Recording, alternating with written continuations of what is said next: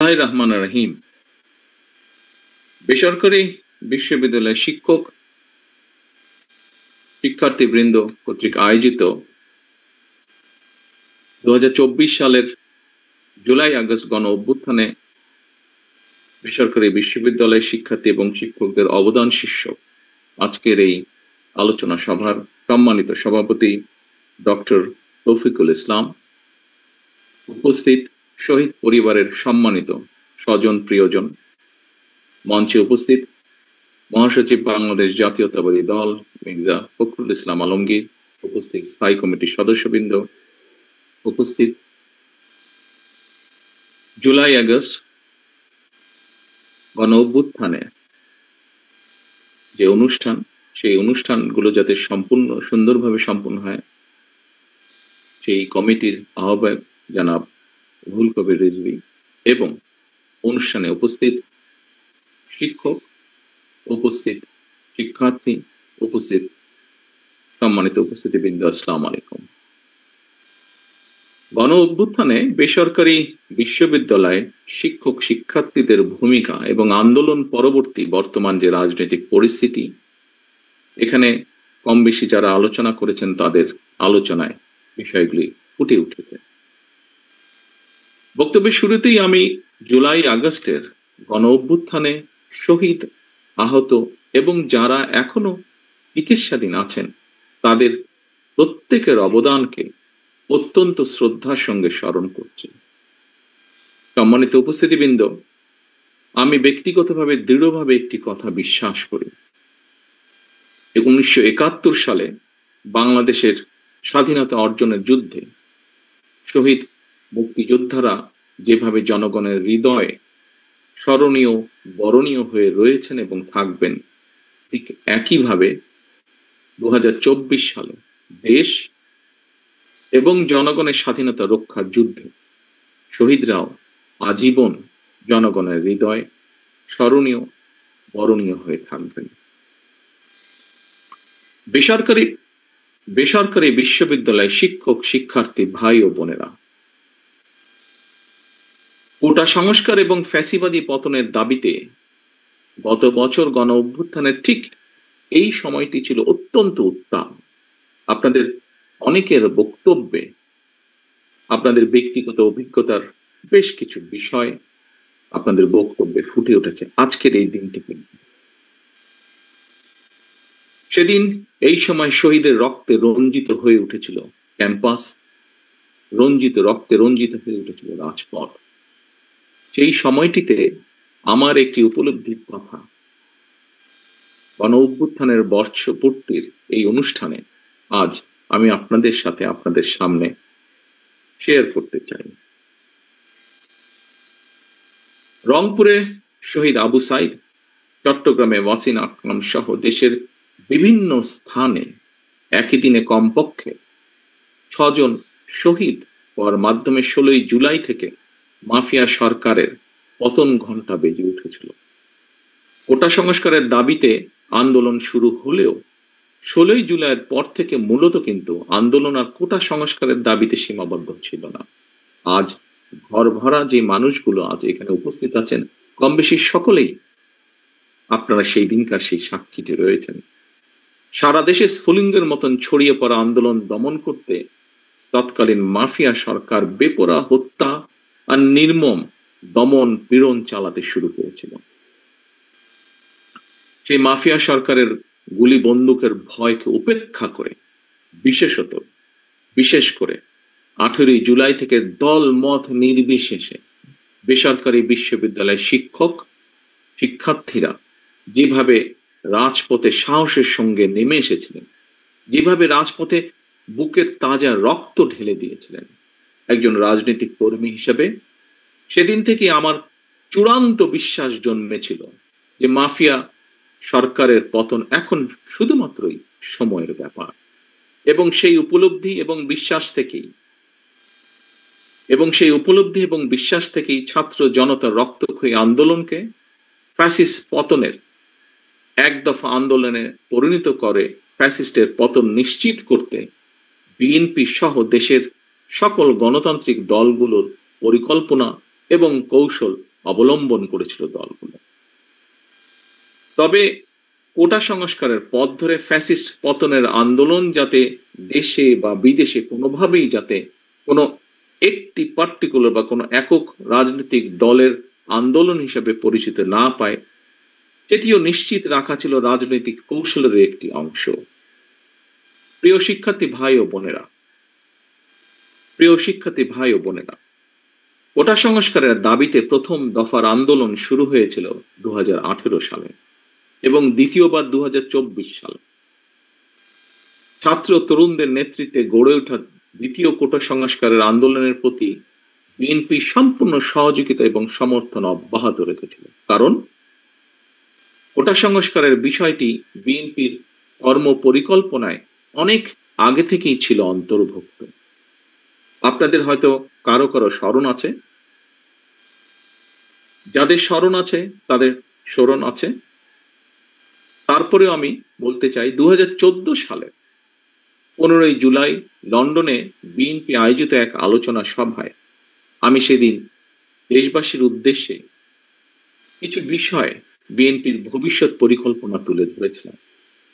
সেই অনুষ্ঠানেই সেই বক্তব্যেই তখন আমি বলেছিলাম, স্বাধীনতার এত বছর পরেও সরকারি চাকুরিতে 56% কোটা পদ্ধতি সম্পূর্ণভাবে অযৌক্তিক এবং অপরিমাণদর্শী।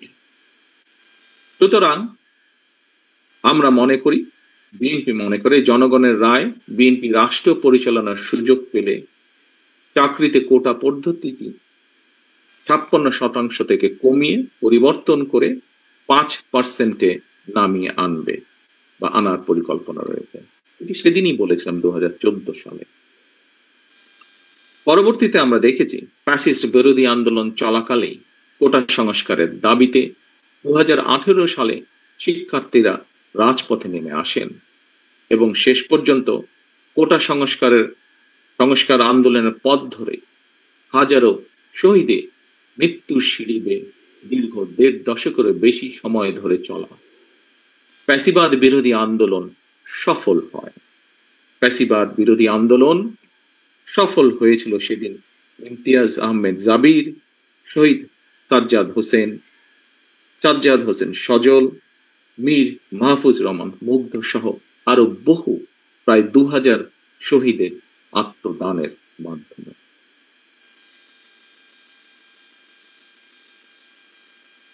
সুতরাং গণ অভ্যুত্থানে বীর শহীদরা জাতির গৌরব, তারা গণতন্ত্রকামী মুক্তিকামী মানুষের প্রেরণা। আবারও তাদের প্রতি আমাদের গভীর শ্রদ্ধা এবং জানাই গভীর কৃতজ্ঞতা। প্রিয় ভাই বোনেরা,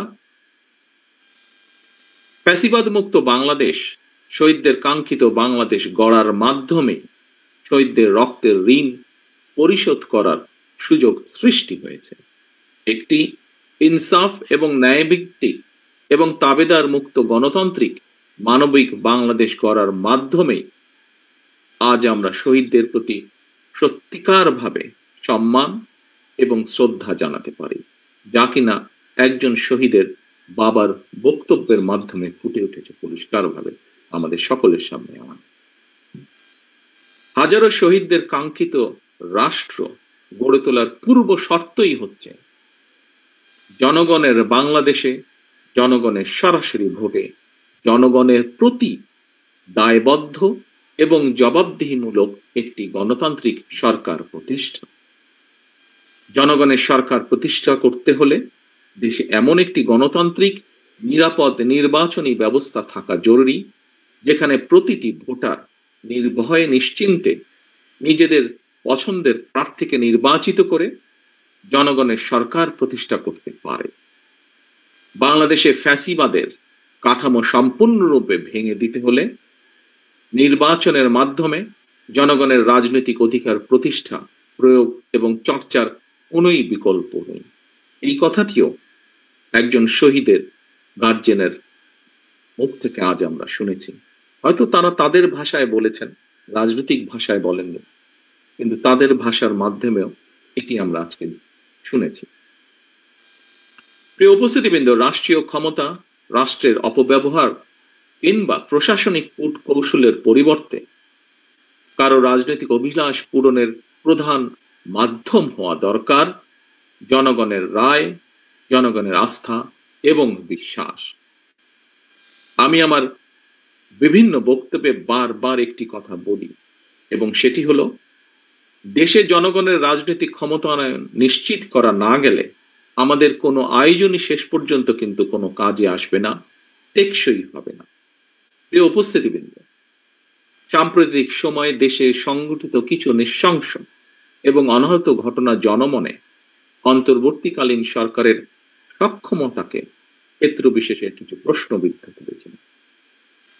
তবে অন্তর্বর্তীকালীন সরকারের কোনো একটি অংশের সহায়তায় কেউ কেউ কি দেশে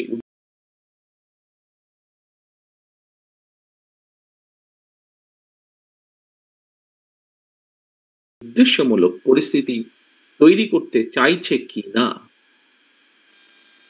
সোশ্যাল মিডিয়া সহ বিভিন্ন জায়গায় মানুষের কথা শুনলে বোঝা যায় এই বিষয়টিও জনমনে জিজ্ঞাসা রয়েছে। অন্তর্বর্তীকালীন সরকারের পক্ষে ঔদ নির্বাচন অনুষ্ঠান সম্ভব কিনা কোন কোন মহল থেকে এমন ধরনের প্রশ্ন উপস্থাপন বিচ্ছিন্ন বক্তব্য হিসেবে বোধহয় দেখার আজ কোনো সুযোগ নেই। অন্তর্বর্তীকালীন সরকারের সম্ভাব্য প্রতিশ্রুতির সময় জাতীয় নির্বাচন অনুষ্ঠান নিয়ে কেউ সময় ক্ষেপণ করতে চাইছে কিনা এ ব্যাপারেও সজাগ দৃষ্টি রাখার জন্য আমি জনগণের প্রতি, গণতান্ত্রিক রাজনৈতিক দলগুলোর প্রতি, আন্দোলনরত দলগুলোর প্রতি, সকলের প্রতি জানাই আহ্বান। একই সঙ্গে অন্তর্বর্তীকালীন সরকারের প্রতি আহ্বান, পরিস্থিতি নিয়ন্ত্রণে আরো স্বচ্ছ এবং সাহসী ভূমিকা রাখুন। বাংলাদেশের গণতন্ত্রে বিশ্বাসী জনগণ আপনাদের পাশে থাকবে, গণতন্ত্রে বিশ্বাসী রাজনৈতিক দলগুলো আপনাদের পাশে থাকবে যদি আপনাদের ভূমিকা আরো স্বচ্ছ এবং সাহসী হয়। প্রিয় সম্মানিত শিক্ষক শিক্ষার্থীবৃন্দ, এবার আমি দেশের শিক্ষার্থী এবং তরুণ তরুণীদের উদ্দেশ্যে সংক্ষেপে দু একটি কথা বলতে চাই। আজকের তারুণ্যই আগামীর বাংলাদেশ। ছাত্র তরুণরা অবশ্যই রাজনীতি করবে, রাজনৈতিকভাবে সচেতন থাকবে। ছাত্র তরুণদের সাহসী অংশগ্রহণ ছাড়া বিশ্বের কোনো দেশেই স্বৈরাচার কিংবা ফ্যাসিবাদের বিরুদ্ধে বিপ্লব বা গণ অভ্যুত্থান সফল হওয়ার উদাহরণ খুবই বিরল। তবে রাষ্ট্র পরিচালনার জন্য আপনাদেরকে সবার আগে জ্ঞান, বিজ্ঞানে, মেধা, মননে, প্রজ্ঞা, অভিজ্ঞতায় আর সমৃদ্ধ হতে হবে।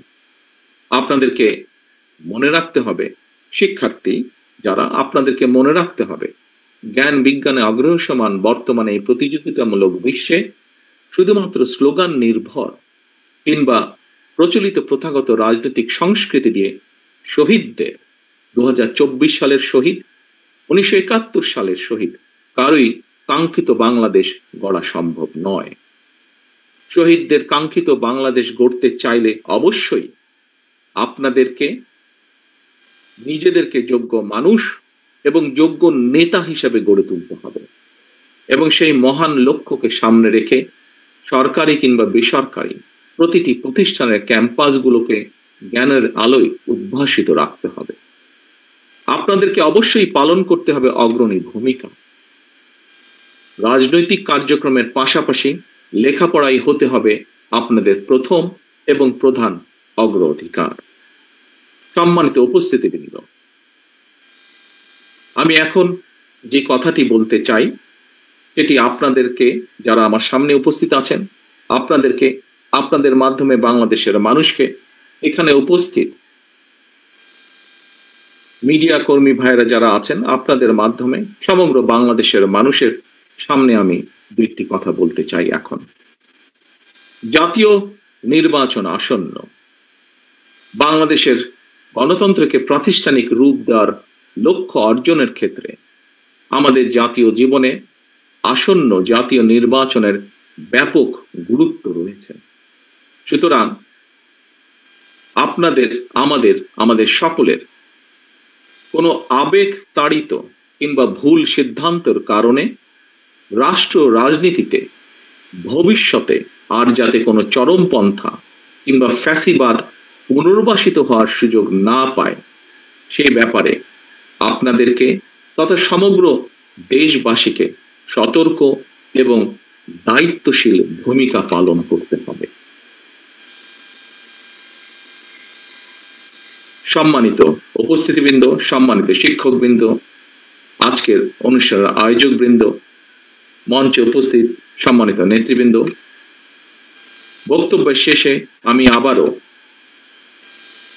আল্লাহর দরবারে সকল শহীদদের আত্মার মাগফিরাত কামনা করছি।